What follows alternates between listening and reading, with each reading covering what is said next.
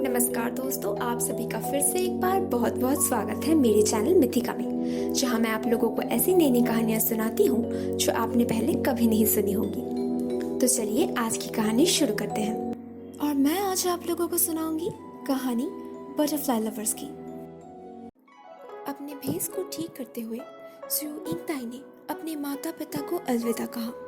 वो हमेशा से ही एक अच्छी बेटी थी। हमेशा घर पे रहकर घर का काम करती थी। उसकी सिलाई बुनाई इतनी बारीक थी कि उसे देखकर सब उसके माता पिता को वाहवाही देते थे। इन सब के बावजूद वो खुश नहीं थी। हांगजो के कन्फ्यूशियस एकेडमी में लड़कियों को जाने की अनुमति नहीं थी, मगर इंगताई को स्कूल जाने की बड़ी इच्छा थी। उसने अपने माता पिता से विनती किया कि उसे भेस बदलकर स्कूल में जाने की अनुमति दी जाए। इंगताई भेस बदलने में माहिर थी। उसका इतना स्कूल जाने का मन है देखकर उन्होंने उसकी जिद मान ली, मगर उससे ये वादा लिया कि स्कूल में पढ़ते वक्त वो अपनी सच्चाई किसी को नहीं बताएगी और पढ़ाई खत्म होने के बाद जो उसके माता पिता उसके लिए तय करेंगे वो बिना किसी सवाल के उसे मान लेगी। खुश होकर इंगताई अपने स्कूल की तरफ निकल पड़ी। चलते चलते उसे दो रास्ते दिखे। अब इंगताई को ये नहीं पता था कि कौन से रास्ते जाना है। उसी वक्त वहाँ एक लड़का आया। वो भी स्कूल की तरफ ही जा रहा था। इंगताई को पता चला कि उसका नाम है लियांग शानबो और वो भी इंगताई की कक्षा में ही पढ़ता है। वो दोनों बातें करते करते स्कूल की ओर बढ़ चले। वो दोनों बहुत जल्द बहुत अच्छे दोस्त बन गए। स्कूल में इंगताई बहुत दिल लगाकर पढ़ती थी।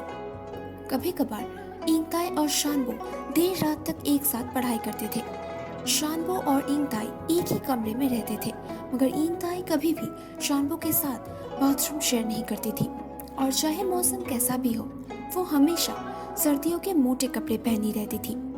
कभी कभार इंगताई को लेकर बाकी लड़के बातें बनाते थे, मगर उन पर वो ज्यादा गौर नहीं करती थी। साल बीतते गए और इंगताई अपनी कक्षा में हमेशा अव्वल नंबरों से पास होती गई, मगर उसे लेकर वहाँ के लड़के और भी ज्यादा बातें बनाते गए और आखिरकार उसे स्कूल छोड़ना ही पड़ा। घर जाने से पहले इंगताई ने रोते हुए शानबो से कहा कि वो पढ़ाई खत्म करके उससे जरूर मिलने आए, और फिर घर चली गई। घर आकर इंगताई को पता चला कि पड़ोस के गांव से उसके लिए एक रिश्ता आया था। उसके माता पिता को लड़का पसंद आ गया था, तो उन्होंने शादी के लिए हाँ कर दिया है। इंगताई को अपना वादा याद था, इसीलिए अपने गम को छुपाकर उसने अपने इस नए जीवन की शुरुआत को मान लिया। मगर मन ही मन वो हमेशा शानबो के बारे में सोचती रहती थी। यहाँ स्कूल में इंगताई के बिना शानबो का भी पढ़ाई लिखाई में दिल नहीं लगता था और उसने इंगताई के घर जाने का सोचा। वहाँ पहुँचने पर एक खूबसूरत लड़की ने उसका स्वागत किया।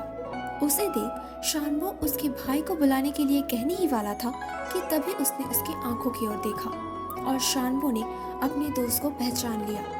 शानबो को पता था कि इंगताई से जुदा होकर वो रह नहीं पाएगा, इसीलिए उसने इंगताई को शादी का प्रस्ताव दिया। मगर दुखी होकर इंगताई ने कहा कि उसकी शादी पहले से ही तय हो चुकी है। ये बात सुनकर शानबो का दिल टूट गया, मगर उसे पता था कि इंगताई अपने माता पिता को दी हुई वचन से बंधी हुई है और इसीलिए चुपचाप वो वहाँ से चला गया। दिन ब दिन शानबो की तबीयत बिगड़ती गई।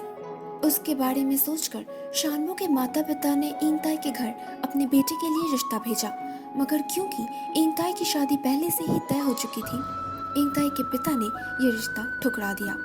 अगर वह ऐसा ना करते तो पूरे गांव में उनका रहना मुश्किल हो जाता।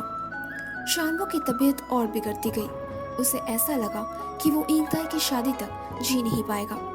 ये सोचकर उसने इंगताई को एक आखिरी खत लिखा, जिसमें उसने इंगताई से कहा कि शादी के बाद अपने घर को छोड़कर जाने से पहले वो शानबो के कब्र में एक अगरबत्ती जलाकर जाए। इंगताई की शादी के दिन वो शानबो से जुदा होने की मातम मना रही थी।